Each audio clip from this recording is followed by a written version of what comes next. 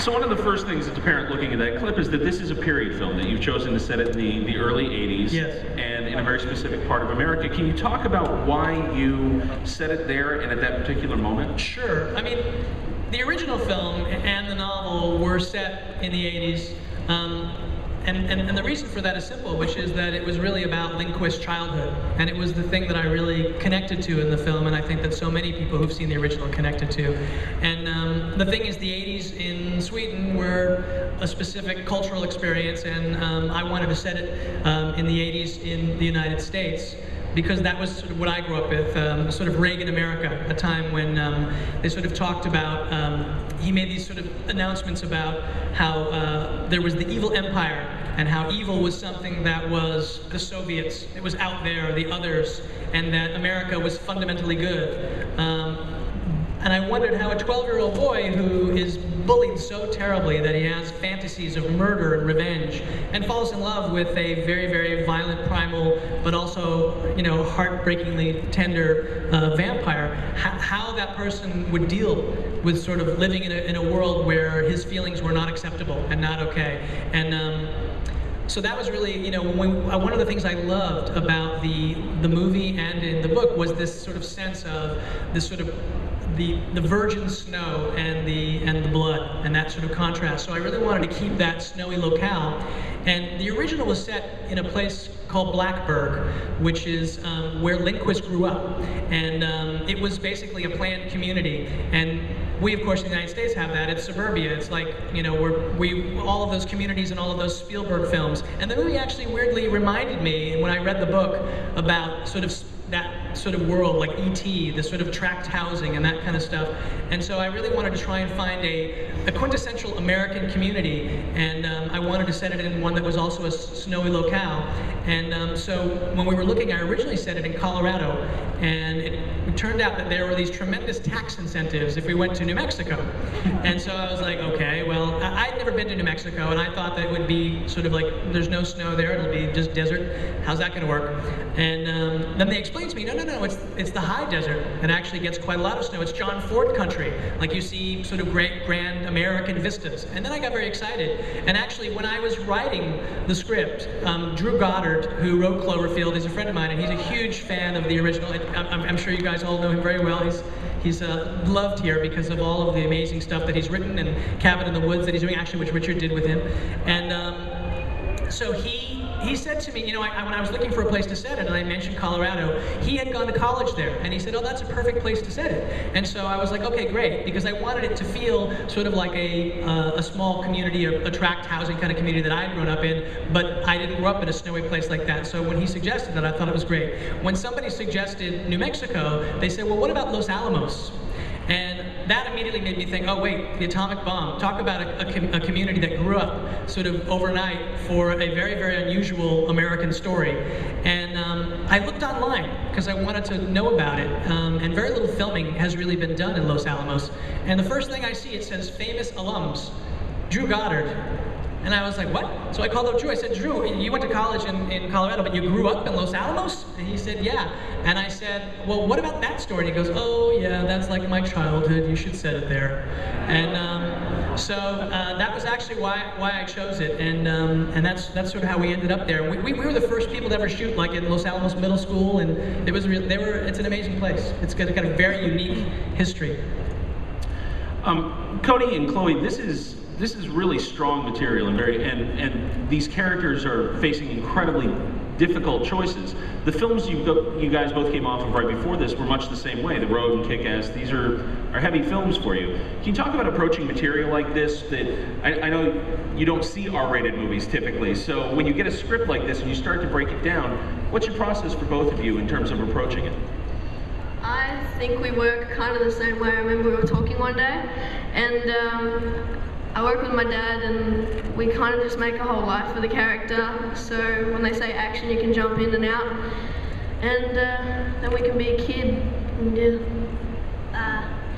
yeah, I guess it's kind of the same type process with me. My mom reads all the scripts before I do, and she kind of brings them to me, and she's like, you know, this is a really amazing role, you know, read it, tell me what you think. And me and my brother Trevor, we kind of go over the script and we figure out who this character is, and we just try and figure it out, I guess. My mom and me read the scripts.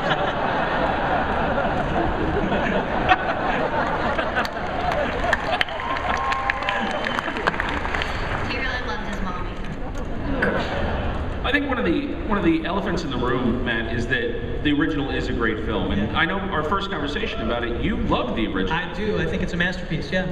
Can you talk about what you felt when they first offered it to you, and then the decision to take on something that you already know had been done well? Sure. And what kind of a daunting task that is? Yeah. I mean, you know, I saw the original right after I'd completed Cloverfield. I met with Overture. There was a film that I had written that I was passionately wanting to make, and I went to Overture and I met with them, and it was too dark for them and too small.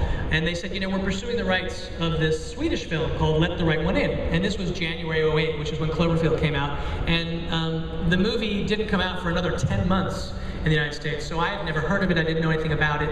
And they said to me, you know, the thing that you'd probably want to do if you connect to it, because we think you'd be great for it, is you'd probably want to age the kids up, because maybe that would work better for an American audience. So I went home and I watched the movie, and I was blown away. Interestingly, the story that I had written that I was trying to get made with them had actually come originally from a script that was through the point of view of an 11-year-old boy who's going through sort of difficulties. It was set in the late 70s, early 80s, and they moved into this apartment complex where he was having these encounters with this 12-year-old girl, and it was essentially a coming-of-age story. It had nothing to do with vampires, but it was weirdly so evocative of the same period of time that I was so fascinated with doing a story about, because it was personal to me.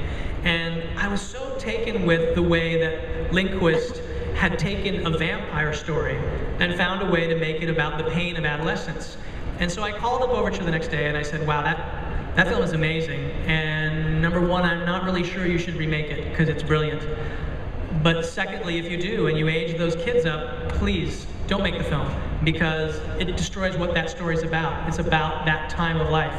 And they were very respectful. They said, okay, that's really cool. And then actually, they didn't get the rights. Hammer got the rights. And later I was approached by Hammer and by Overture, who finally teamed up to do the project. But in the interim, I read the book. And again, I was struck by the beauty of the writing, and in particular, talking about the pain of adolescence. And it so reminded me of my childhood, and I finally decided that I would write to Lindquist and tell him, because his story was so under my skin. And I said, you know, I'm so interested in doing this potentially, but I want you to know why, which is, it's not really that this is such a brilliant genre story, which it is. It's a great vampire story. I said, but really it has to do with how much it reminded me of my childhood and growing up at that time in the 80s. And he wrote back to me. He was really, really kind, and he said, you know, I really liked Cloverfield. I thought it was a new spin on really an old story, giant monster film.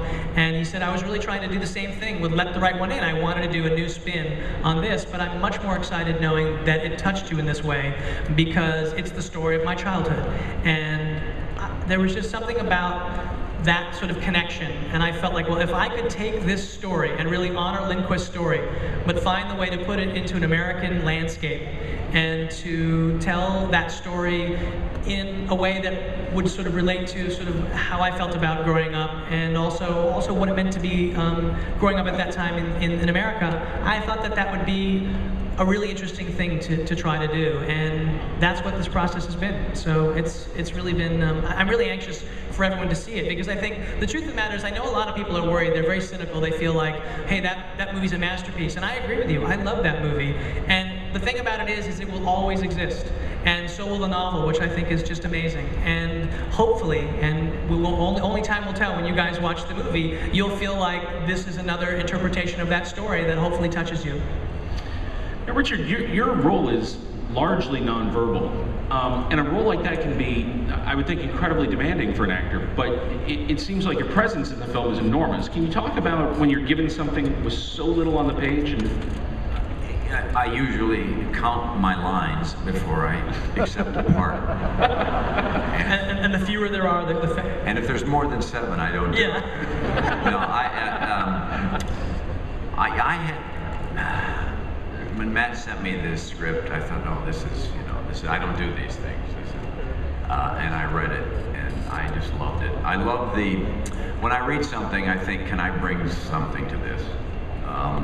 Or I sometimes say, there's a lot of other guys I see doing this beside me, but I love the idea of trying to make a human being out of somebody who does what he does. And my first thought was, what was his childhood like? I mean, to get him to this place. And he foreshadows the movie, what maybe the future of the film. So, and I talked to Matt, and he told me there was this other really brilliant movie. And I didn't watch it until a few days ago. Oh my God, it's good. It's just amazing, yeah. So, so that was the challenge, and I really I loved working with these two. Yeah.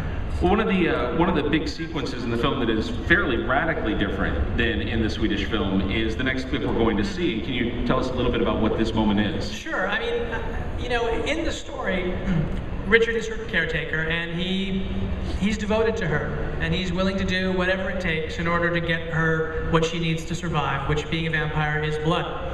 And so, in the beginning of the film, you see the first time he does this, and essentially you meet Richard, and as kind and wonderful as he seems, he essentially looks like a serial killer in the film. He's very, very scary. And my thought was that when you see the way he does it, I actually, in adapting it, I wanted there to be a kind of process that led him to do what he does. He ends up hanging the victim upside down and draining them of blood. The victim has to be alive when this happens because she needs blood from a live victim. And I started thinking, well, how would you get to those people? And so I started reading online about serial killers, and there was a guy who was caught hiding in the back of a car. Somebody was outside of a Walmart, and they'd gone inside, and it was late at night, so there weren't that many customers, and a customer came in and said, don't go into your car. Somebody should call the police. I saw someone sneak in and is now hiding in the back of that car, which just put a chill up my spine. It made me think of that scene, when I saw Silence of the Lambs, I remembered sort of watching that, and as fun as all of this sort of, Anthony Hopkins stuff is, and the really gothic side of it, the thing that really scares me to this day is that scene where you watch him the serial killer abduct that girl, and he sort of says, will you help me put my couch in the back of this van? And then they disappear to the van, and you know that she's in trouble. And so I thought, well, if we set this up, and we know that Richard has a process through which he basically, zeroes in on his victims, then when we see it happen the second time, because the second time it doesn't work out so well, we'll have an expectation for what that's going to be. And my fantasy in this idea, it made me think of the movie Dial M for Murder. It's a great old Hitchcock movie. But the cool thing about that movie is that you know exactly how they're going to kill Grace Kelly. And they have this whole plan. And then you watch it, and you know what's supposed to happen, and none of that happens. And the weird thing, and it's one of the great things about movies that so excites me, is the way by living through point of view, you can experience the emotions and put yourself in someone's shoes who's doing things you might never do. And so my fantasy was that, by the end of the scene in Dial M for Murder, the killer, you start rooting for him. You think, oh my God, how's he going to get her? And you're like, what am I doing? It's Grace Kelly. I don't want him to kill Grace Kelly. And I was hoping that we could do something similar here, where you watch as the process begins, and then you watch Richard as it just spirals and goes down and down and down. So that's really what this is. It's supposed to be a killing, and it goes wrong. The one thing I want to say is what you're about to watch, we're not done with the movie yet, so there are a few visual effects that are in here, and they are very sort of only sketchily represented. They're not done, and so please keep that in mind when you're watching it. But I hope you enjoy it. All right, here we go.